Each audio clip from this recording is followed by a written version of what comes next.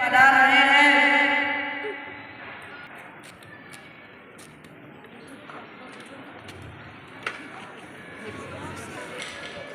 I welcome you all to the National Mock Parliament. Today, we will start with the first item in the list of business, that is the oath of affirmation. Miss Secretary General, please. Srimati Amresh Sumalata, who stands elected from the Mandya constituency of Karnataka, will now take the oath or affirmation. Madam, do you want to take the oath or affirmation? Oath, please. In which language would you like to take the oath? In English, please. I, Amrish Shumalata, having been elected a member of the lower house of the mock parliament, do swear in the name of the God that I will bear true faith and allegiance Constitution of India, as by law established, that I will uphold the sovereignty and integrity of India, and that I will faithfully discharge the duty upon which I am about to enter. Thank you. We are confident that your contribution will be very faithful towards both the house and the country. Shri Gurjeet Singh, who stands elected from the Amritsar constituency of Punjab, will now take the oath or affirmation. Sir, do you want to take the oath or affirmation? Oath, please. In which language would you like to take the oath? In Hindi. मैं गुरजीत सिंह भारत की प्रभुता और अखंडता अक्षुण्ण रखूंगा। मैं संघ के प्रधानमंत्री के रूप में अपने कर्तव्यों का श्रद्धापूर्वक और शुद्ध अंतःकरण से निर्वहन करूंगा तथा मैं भय या पक्षपात, अनुराग या द्वेष के प्रति संविधान और विधि के अनुसार न्याय करूंगा। We are delighted to welcome you and we look forward to your contribution for the cause of the nation.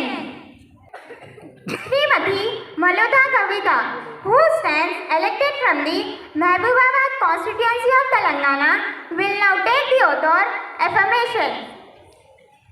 Madam, do you want to take the oath or affirmation? Oath, please. In which language would you like to take the oath? In Telugu, please. శ్రీమతి మలోతా కవిత అను నేను లోక్సభ సభ్యురాలిగా ఎన్నుకోబడినందున చట్టరీత్యా నెలకొల్పబడిన భారత సంవిధానము పట్ల యథార్థమైన భక్తి విశ్వాసములు కలిగి ఉండుననియు భారతదేశపు సర్వాధికారమును అఖండతను సమర్థించదననియు నేను స్వీకరింపబోవు కర్తవ్యమును శ్రద్ధాశక్తులతో నిర్వహించదననియు దైవ సాక్షిగా ప్రమాణం చేయుచున్నాను. Thank you. We are delighted to welcome you and we look forward to your contribution for the cause of the nation. Honorable members, I have an important announcement to make. It's my sad duty to inform the House of the demise of our former colleague, Shri Uppalapati Venkata Krishnam Raju. He was an Indian actor and politician. He was known for his works in Telugu cinema and was widely known as a best star for his rebellious acting style. In the late 1990s, he became active in politics. He joined Bharatiya Janata Party and was elected as the 12th and 13th Lok Sabha from Kakinada and Narsapuram constituencies. He served as a Minister of State for the Minister of External Affairs in the 3rd Vajpayee ministry 1999-2004. He passed away at Hyderabad on 11th September 2022 at the age of 82, leaving his family and fans in a great shock. Ma'am, I write to pay my tribute to Shri Uppalapati Venkata Krishnam Raju, whose death has been deeply mourned by all. Veteran Tollywood actor and politician Shri Uppalapati Venkata Krishnam Raju passed away on September 11th. The 82 years old actor was suffering from multiple health complications. He was also called Rebel Star. The passing away of Shri Uppalapati Venkata Krishnam Raju Garu saddens us. Ma'am, I associate myself with the tributes paid by you and the leader of the house. I had the privilege to work with Shri Uppalapati Venkata Krishnam Raju as a colleague. He was a person and he was whose lovable nature never annoyed anyone, and he was always with a smiling face and very open-hearted person. We have lost a very great legendary artist, political worker and a public man in him. I would like to associate myself and my party in sending our condolences to the bereaved family. The House may stand in silence for a while to express our deep sorrow. Halt. Members, now let us move to the next item in the list of business, that is, introduction of new ministers. Mr. Prime Minister, introduce new ministers. Miss Speaker ma'am, I have pleasure in introducing to you and through you to the House my colleagues the new minister. Shri Dr. Mahendranath Pandey, Minister of Heavy Industry. Shri Ramachandra Prasad, Minister of Steel. Srimati Smriti Zubin Irani, Minister of Women and Child Development. Welcome to the Austrian Parliament delegation. Honorable members, I have to make an announcement. On my own behalf, I have a great pleasure in extending our welcome to His Excellency Mr. Sevis Bestin, the President of National Council of Austria Federal Council. Mr. Christian Eller, the Honorable Member of Austrian Parliament. Now, the House will take up to the next item in the list of business, that is, the question hour round. We will start the first question number 101 from Miss Nisha. Will the Honorable Minister of Education be pleased to state short mail coming with the evaluation of class 12 and the results thereof? Has the government taken any action in this regard? Thank you. In transferring marks for the better pages of answer, script submission of marks and manual posting of marks in the computer system. It had earlier said that have received requests for the verification of marks from only 2.47% of the students. The board has a broad decision to set up two communities comprising of the senior officers to look up into the problem related to the evaluation process being followed. Thank you. Activity as suggested by the New Education Policy 2020. Ek Bharat, Shresth Bharat program has been prepared by the Department of School Education and Literacy, shared with the states and union territories and the concerned organization. The Department of School Education and Literacy has prepared and issued revised guidelines which include the suggested list of activities on 28th November 2020 for the implementation of Ek Bharat Shresth Bharat program in accordance with National Education Policy 2020 and shared with states, union territories and concerned organizations. Thank you. Now, Miss Ishrat. Did the government receive any request from public representative in August 2022? In this regard, if so, the details therefore and the action taken or being taken by the government. If so, when... Answer for the question. All the states and union territories have been paired with each other under Ek Bharat Shresth Bharat. Further, all states, union territories have also been culturally mapped under the program. Thank you. Moving to question number 102 from Miss Neetu. Will the Minister of External Affairs may answer my question? Whether the government has taken notes of the frequent attacks on fishermen of Tamil Nadu by the Sri Lankan Coast Guard in the recent past. Whether the government has taken any steps for permanent solution of this problem? Answer for your question. During the past 3 years, there have been occasions when the arrested Indian fishermen have complained of assault by Sri Lankan person. Government of India gives highest priority to the safety, security and welfare of Indian fishermen.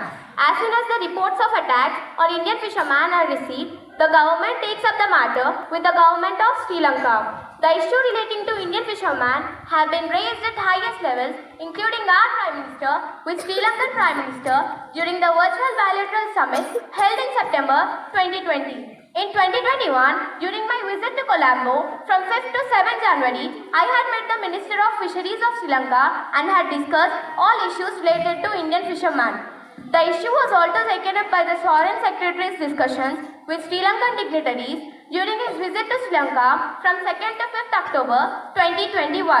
The understandings between the two governments must be strictly observed and both sides should ensure that there was no use of force under any circumstances. On 15 January 2022, I discussed the issue of early release of Indian fishermen in Sri Lankan custody during my virtual meeting with Sri Lankan Finance Minister. The matter was also discussed by me with the Minister of Fisheries of Sri Lanka. On March 2022, the 5th round of Joint Working Group was organized between the two governments where the entire gamut of issues related to fishermen was discussed. Our engagement with Sri Lanka on this matter reflects these objectives. Thank you. Miss Neetu, any supplementary questions? No, madam. The floor is now open for supplementary questions. Moving to question number 103 from Miss Madiha.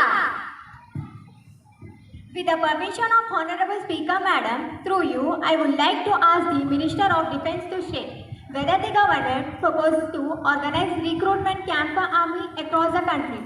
If so, the details thereof, state and union territory wise, including Tonk and Savai Madhapur districts of Rajasthan. The total numbers of recruitment camps organized along with the recruitment made in all three wings of armed force, particularly from the rural and backward area of the country during each of the last 3 years, state and union territory wise. The total numbers of recruitment centers existing at present, state and union territory wise. No, madam. Recruitment rallies are suspended due to the prevailing COVID-19 pandemic situation in the country since July 2021. Answer to the question C. First, the details of the army recruitment rallies, including rural and urban distribution, is as under. In the recruiting year 2018 to 19, number of rallies 92. Total intakes 53,431, out of which in rural areas 78.32, in urban areas 21.68. In the recruiting year 2019 to 20, number of rallies 95. Total intakes 80,572, out of which in rural areas 77.20, in urban areas 22.80. In the recruiting year 2020 to 21, number of rallies 47. No recruitment was organized in any state or union territory. Second, the Indian Navy have fully migrated to an online application-based process called Indian Navy Entrance Test. Therefore, no recruitment was organized in any state or union territory. Third, the Indian Air Force conducts recruitment by scheduled test for airmen recruitment, online test every 6 months. In addition, recruitment rallies are conducted with a view to cover low represented, low response, remote areas to maintain demographic balance, and candidates only from designated districts covered in rally are permitted to appear. Fourth, recruitment data. State or union territory wise is placed at Annexure 1. Answer to the question D. List of army recruiting offices placed at Annexure 2. Thank you. Yes, Mr. Ashish. What are the steps taken by the government to recruit youth in all three wings of armed forces from across the country, particularly from rural areas, during the current financial year? I expect the respected member to be conscious during the submission of data just now. However, I'll repeat my answer for my dearest colleague. Recruitment activities have been suspended since July 2021 due to COVID-19 pandemic. Thank you. Moving to question number 104 from Miss Jessica. Will the Minister of Minority Affairs answer this? Which are the minority communities in the country notified by the central government, and what is their share of the country's population?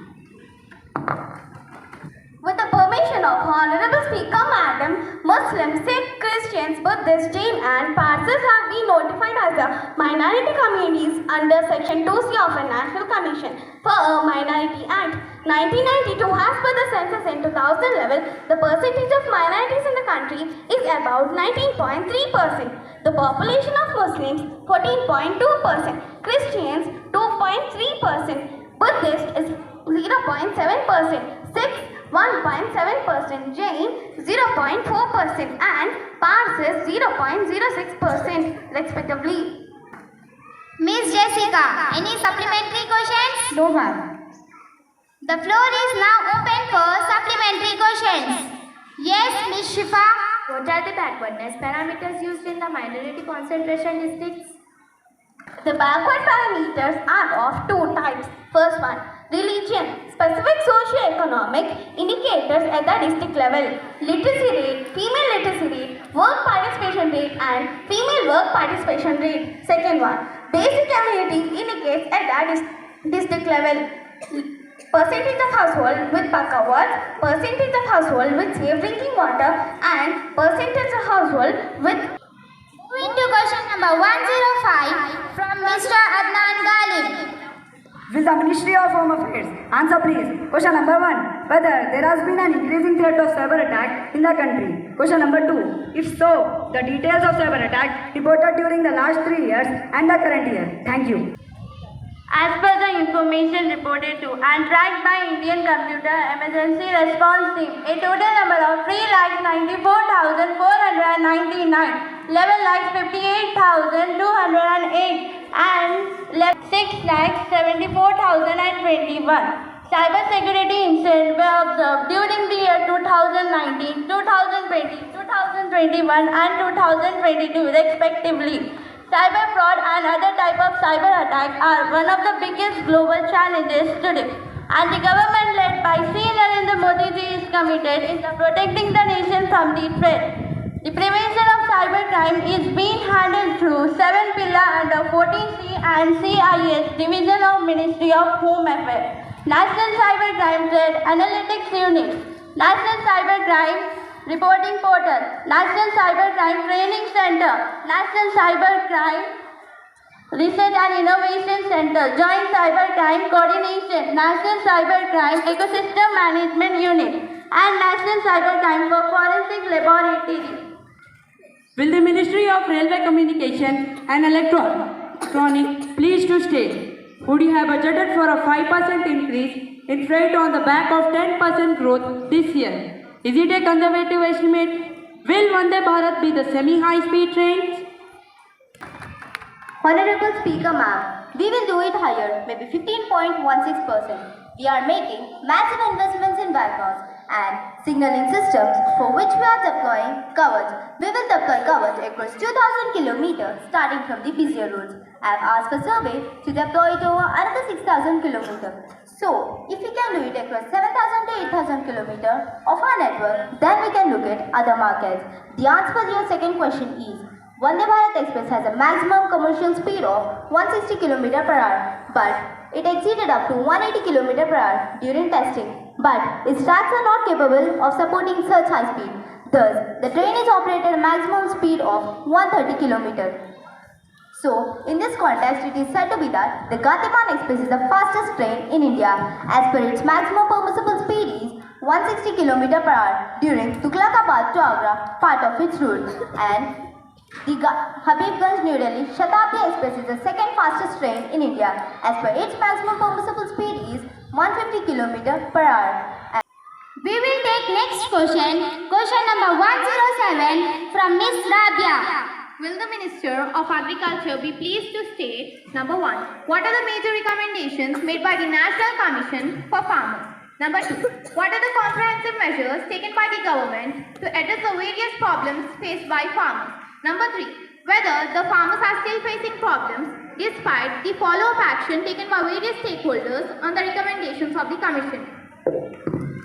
With the permission of Honorable Speaker Madam, in order to achieve higher growth in productivity in agriculture, the NCF recommends to invest on agriculture-related infrastructure, particularly in irrigation, drainage land development, water conservation, research development, and road connectivity. Our department has introduced various initiatives for farmers from time to time: Pradhan Mantri Fasal Bima Yojana, Paramparagat Krishi Vikas Yojana, Pradhan Mantri Matra Vandana Yojana, PM Kisan scheme with some initiatives taken by us. Next question, question number 108 from Miss Darshana. Will the Minister of Social Justice and Empowerment be pleased to state the desirability of great representation to women in the higher judiciary to ensure the diversity, equality and inclusiveness?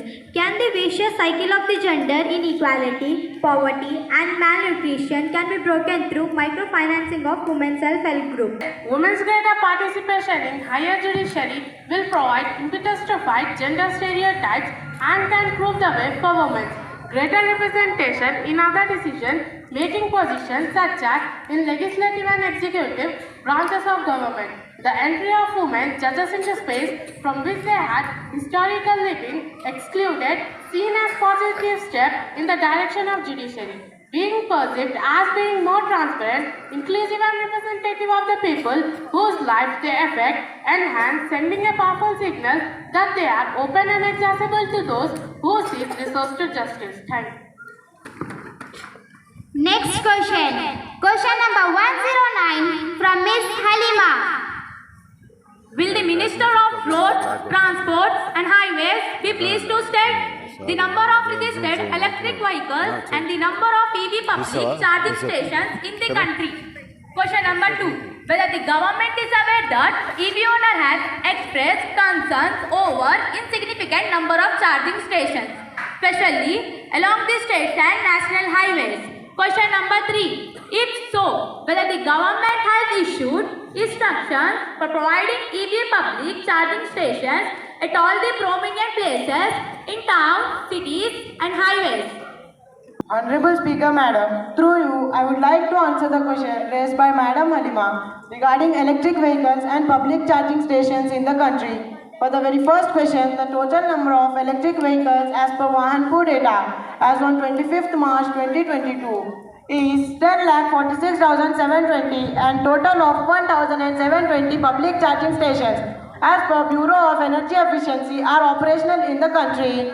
Ministry of Power has issued charging infrastructure for electric vehicles, the revised consolidated guidelines and standards on 14 January 2022 to accelerate the e-mobility transition in the country.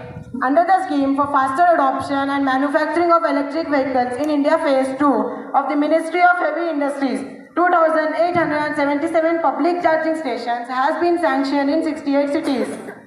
Action plans have been prepared by Bureau of Energy Efficiency for 8 cities with 4 million plus populations. Under this action plan scenario, wise targets have been prepared for business, as usual moderate and aggressive scenarios for installation of the chargers in the cities. Thank you. Now the question hour ends. No more questions. Beach of privilege. Yes, Mr. Amir, do you want to say something? Madam, a serious breach of privilege has been committed by Coach. Bihar District Authority, without any valid reason, they banned me to address a peaceful gathering on 5th of August this year. The authority attributed dishonest motives and I am requesting you to allow me to raise a question on that matter now. Is it really? It's a matter of great concern, but you cannot spring a surprise on me like this. You may give due notice along with proof and I shall consider it. I have already given notice of it at 10 a.m. today. It will be examined when it's come to me. I shall consider it and let you know my decision. Now, papers to be laid. Calling attention motion. Now, the House will take up the next item in the list of business. That is, calling attention motion. Mr. Tabriz, please call the attention motion of the Minister. Madam, I beg to call the attention of the Ministers of Food and Civil Supplies. Madam, the state government and union territories intimate the central government every month of the requirement of food grains from the central pool for issue through public distribution system. The allotment of food grains to various states and union territories is made on a month-to-month basis, taking into account the availability or stock in the central pool, the relative needs of various states, the market availability and other related factors. These are being reviewed every month and allocations are made accordingly.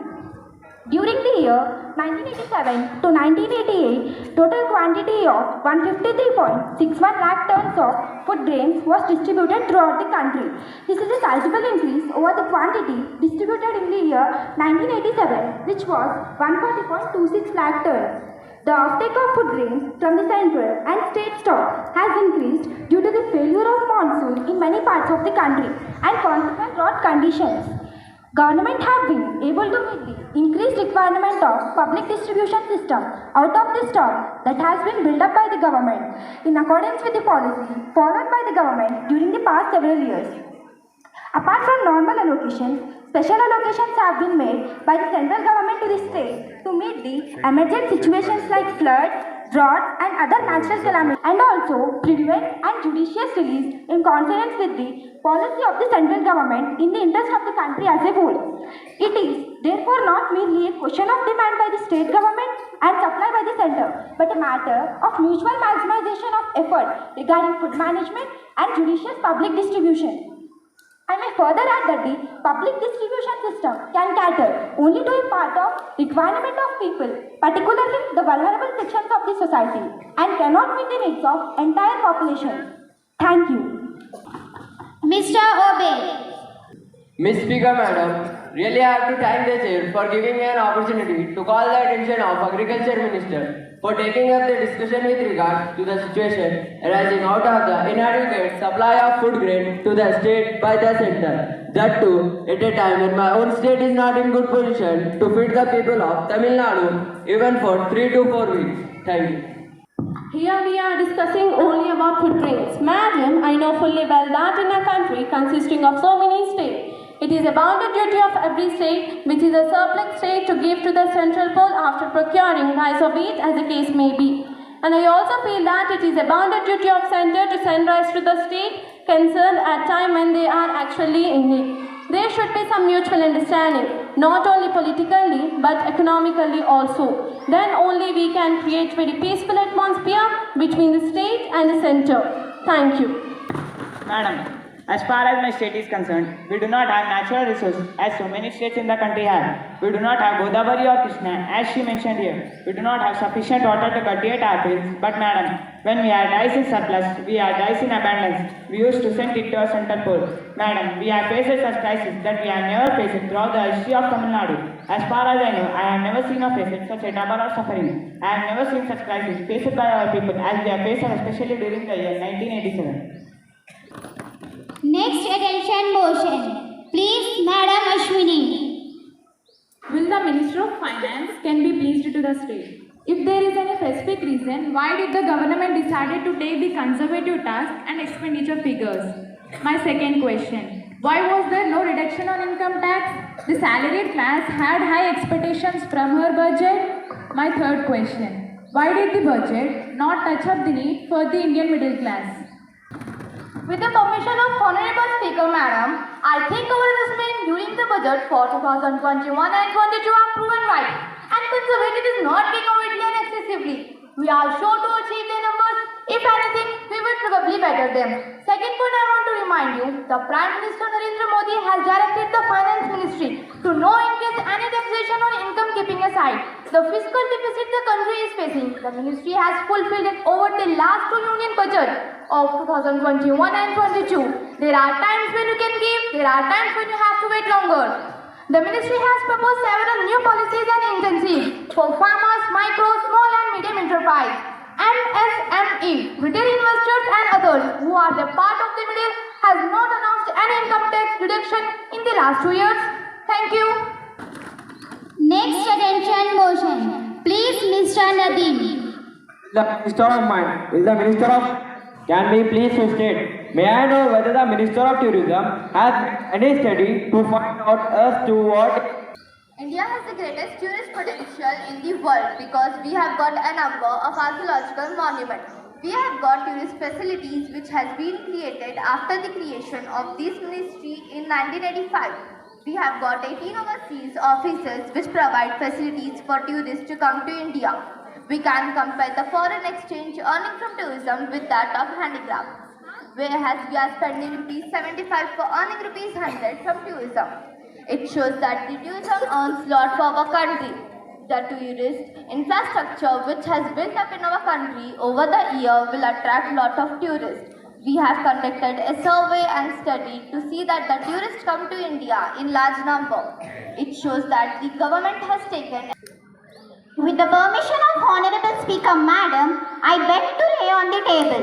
Number 1. Review by the government working of the Chemicals and Allied Product Export Production Council, Kolkata for the year 2022-2023. Number 2. Review by the government working of the Chemicals Plastics Export Promotion Council for the year 2022-2023. Number 3. Annual report of the Shillak and Forest Products Export Promotion Council, Mumbai for the year 2022-2023. Thank you. Honorable Minister of Civil Aviation. Madam, I beg to you on the table a copy of annual report for the year 2022-23 along with audited account for the Airport Authority New Delhi. Second statement regarding review by the government of the working of Airport Authority New Delhi. Thank you. The next item in the list of business, that is message from the upper chamber. Miss Secretary General to convey the message as received from the upper chamber. Madam, I have to report the following message received from the Secretary General of Upper Chamber. I am directed to inform the mock parliament that the sexual harassment of women at workplace, prevention, prohibition, redressal bill 2021 has been passed by the upper house at its sitting held on 15th July 2022. Miss Secretary General to lay on the table of the House sexual harassment of women at workplaces, prevention, prohibition and redressal at 2021 as passed by the upper chamber. Madam, I lay on the table of the House the bill passed by the upper chamber. Legislative Business Bill introduced. Honorable Minister of Labour to introduce the bill. Ma'am, I beg to move for leave to introduce a bill further to amend the Employees Provident Funds and Miscellaneous Provision Act 1952 and the Indian Penal Code. The question is that leave be granted to introduce the bill further to amend Employees Provident Funds and Miscellaneous Provisions Act 1952 and the Indian Penal Code. Those who are in favor, please say aye.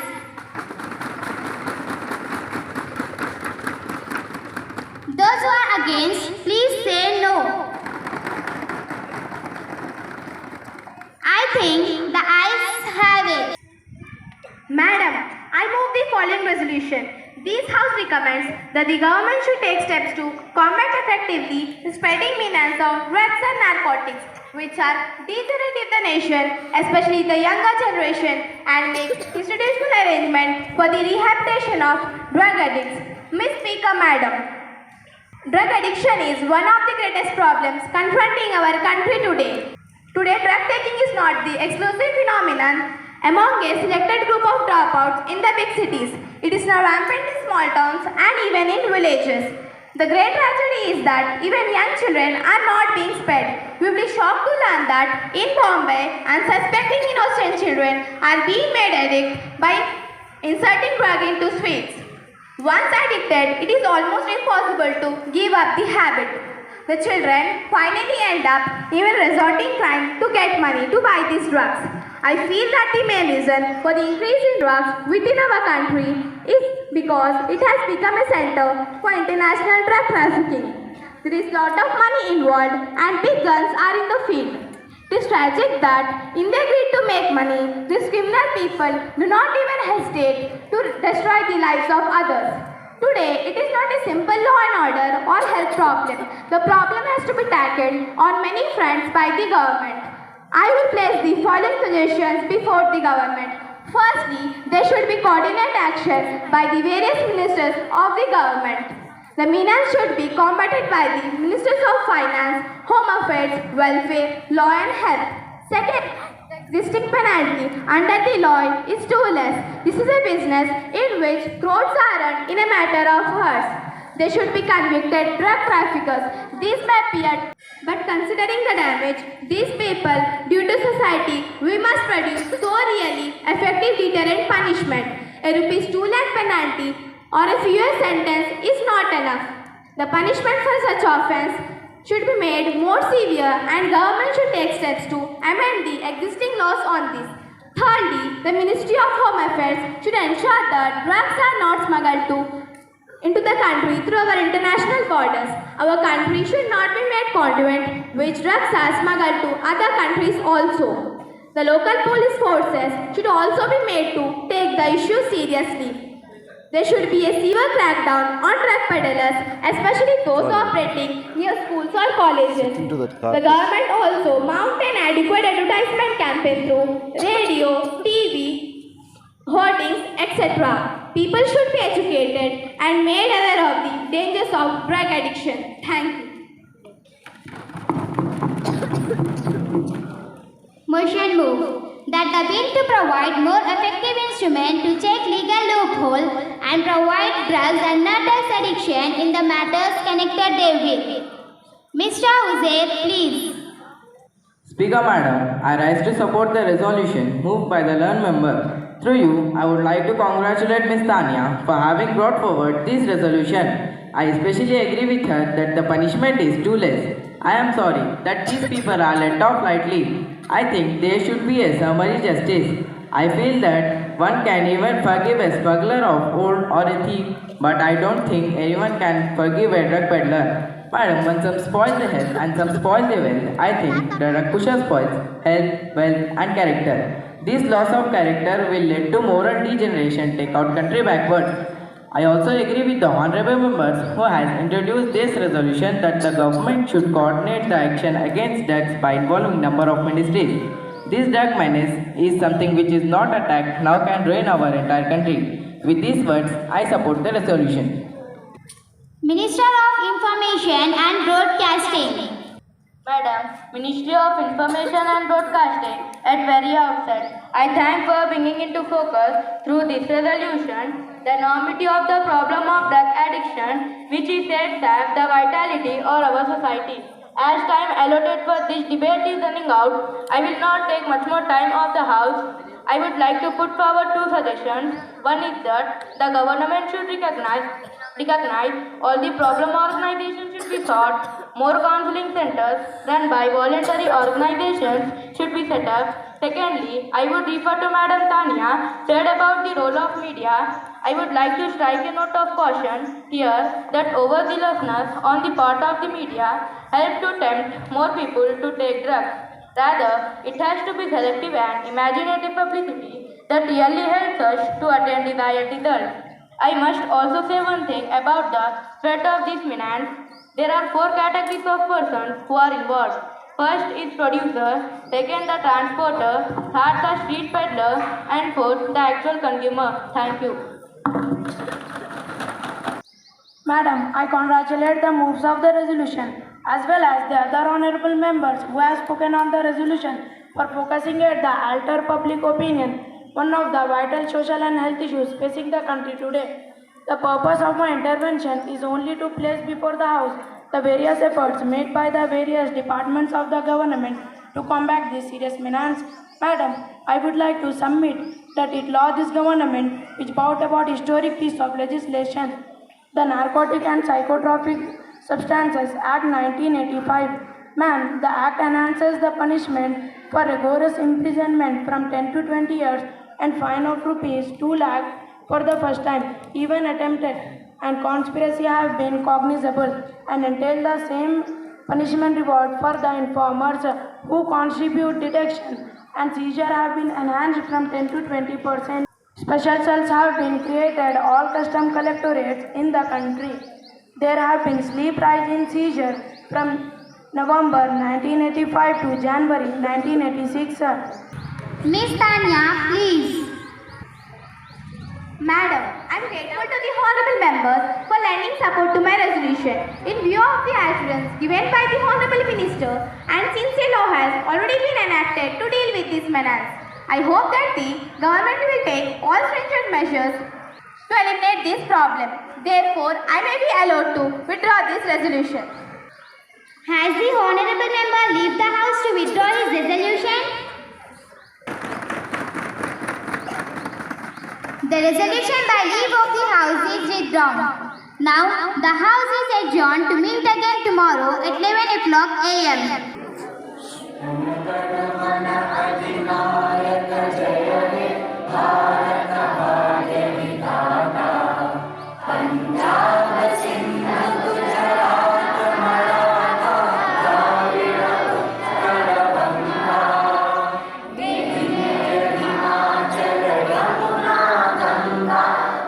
Jala jala sitara